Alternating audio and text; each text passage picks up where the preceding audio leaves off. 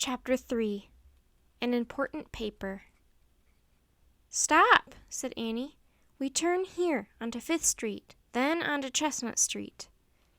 Jack and Annie trudged through the heat until they came to Chestnut Street. It was much quieter and calmer than Market. "Look, that's it," said Jack. He pointed to a brick building with paned windows and a tall bell tower. A sign in front said Pennsylvania State House. "Great," said Annie. "So this is the plan. We say we're delivering Dr. Ben's midday meal. Then, to get his attention, we say we're from the press. That's what the rhyme tells us to do." "Got it," said Jack. "Let's go." Jack and Annie walked up a pebbled path to the State House. When they reached the brick building, they knocked on the front door. No one came to let them in. Annie tried to turn the door's handle, but it was locked. Looking around, Jack noticed that all the windows were closed. Most of the blinds were drawn. "No one's here," he said. He felt sweaty and tired from the humid heat. "We came here for nothing." "Darn," said Annie. "Maybe we should go back to Dr. Ben's house and wait for him there." Suddenly, the door swung open. A guard in a blue jacket and white pants stood before them. "He looks like a soldier from the American Revolution," Jack thought. "No guests are allowed to enter," the guard said. "But, sir, we're not guests," Annie said politely. "We're delivering a midday meal to Dr. Ben. It's from his daughter, Miss Sarah." "All right, come in," said the guard. He moved away from the door. "Thanks," said Annie. She and Jack stepped into the building. "The doctor is in the assembly room," the guard said, pointing down the hall.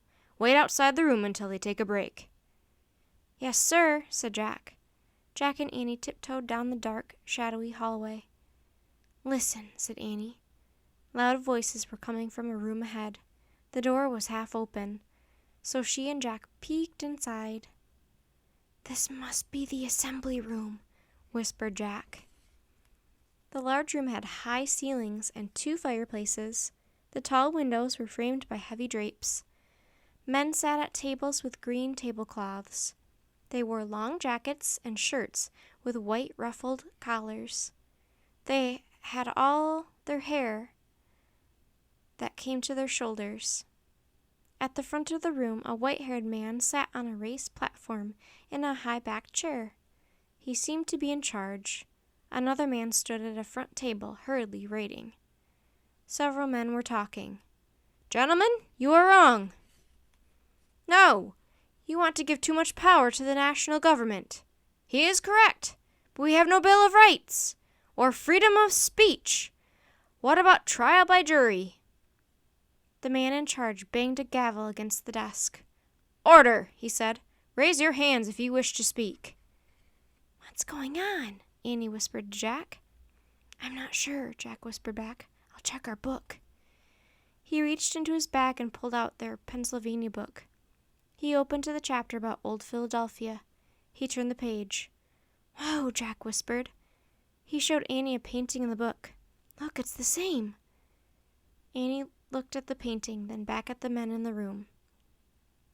"It's this meeting?" Annie whispered. "What's going on?" They read silently. In 1787, after the Revolutionary War, America was made up of 13 separate colonies. Each was like a different country. Would the colonies remain separate or become a nation of states? That summer, 55 delegates met in Philadelphia to answer this question.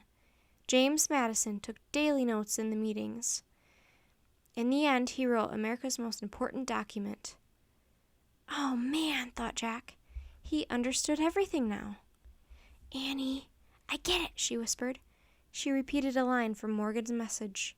"A paper must be signed." "I know," whispered Jack. "They're creating the United States Constitution." "The Constitution? That's a big deal," whispered Annie. "A huge deal," whispered Jack. He and Annie read more. The document was the United States Constitution. It contained the basic laws that defined how the American government works. The Constitution created the presidency, the Supreme Court, and the Congress. James Madison's work made him known as the Father of the Constitution. Besides Madison, some of the most famous delegates were General George Washington, Alexander Hamilton, and Dr. Benjamin Franklin. "Dr. Ben," said Jack. "I think I see him," whispered Annie. "Where?" said Jack. "There," said Annie. "The old man in the glasses." Annie pointed to an older man with wispy gray hair and glasses. He was wiping his face with a handkerchief. "Yeah," whispered Jack. "That's Dr. Benjamin Franklin."